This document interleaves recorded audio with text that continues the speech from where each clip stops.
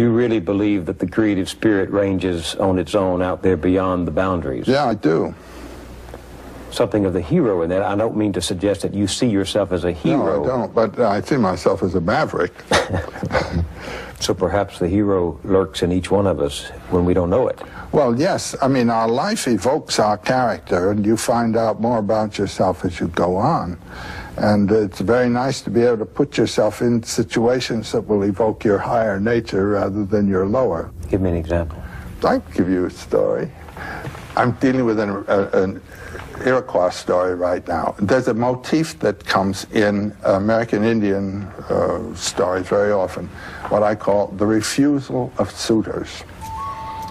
A girl with her mother lived in a wigwam on the edge of the village. She was a very handsome girl, but extremely proud, and would not accept any of the boys. They proposed to her through the mother, and the mother was terribly annoyed with her. Well, one day, they're out collecting wood, and they have gone a long way from the village. And while they are collecting the wood, a terrific darkness comes over them. Now, this wasn't the darkness of night descending. When you have a darkness like that, there's some magician at work somewhere. So the mother says, well, let's gather some bark and make a little wigwam, a bark wigwam for ourselves, and collect wood for a fire, and we'll just spend the night here. So they do that, and the mother falls asleep. And the girl looks, and there's this magnificent guy standing there with a wampum sash, glorious, and feathers, and all this kind of black feathers. He says, I've come to marry you, and I'll await your reply. She accepts the guy, and the mother accepts the man. And he gives the mother the wampum belt to prove that he's serious about all this. So he goes away with the girl. She has acquiesced. Mere human beings weren't good enough for her, but here's something that really, so she's in another domain. Now the adventure is marvelous. She goes with him to his village, and they enter his lodge. The people in there greet her, and she feels very comfortable about it and all. And then the next day he says, I'm going off to hunt. So he leaves the lodge, and the door is closed with a flap. There's a flap. When he closes the flap, she hears a strange sound. So there's the whole day, and she's just in the hut. And as evening comes, she hears that strange sound again. And the door flap is flung off, and in comes this prodigious serpent with his tongue darting, and he puts his head in her lap and says, now you must search my head for lice and things like that. And she finds all kinds of horrible things there and kills them all, and then he withdraws, and in a moment, after the gate door has been closed, it opens again, and in he comes, the same beautiful young man again, and said, were you afraid of me when I came in just now? No, she said she wasn't at all afraid. Next day he goes off to hunt. And then she leaves the lodge to gather wood. And the first thing she sees is an enormous serpent basking on the rocks. And then another, and then another.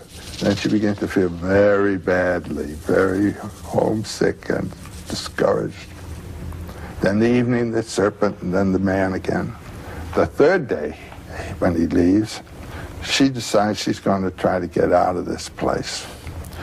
So she goes out, and she's standing in the woods thinking, and a voice speaks to her, and she turns, and there's a little old man there.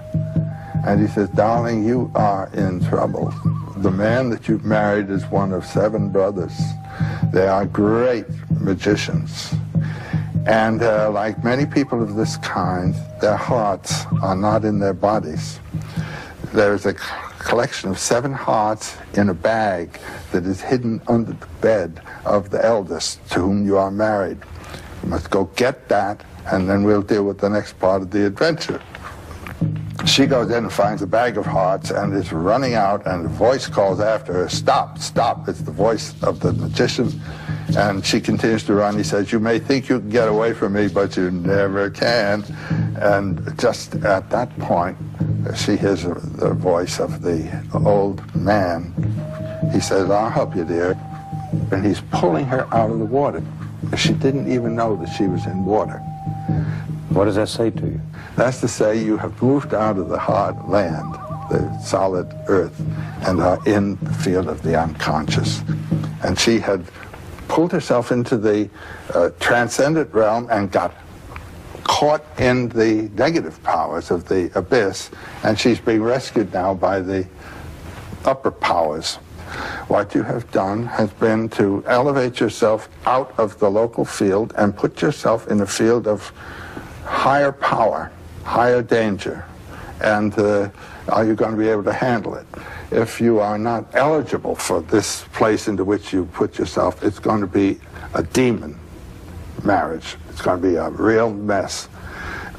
If you are eligible, it can be a glory that will give you a life that is yours in your own way.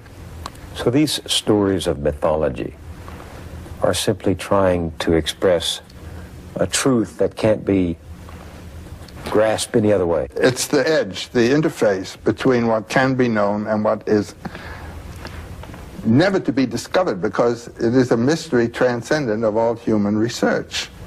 The source of life. What is it? No one knows.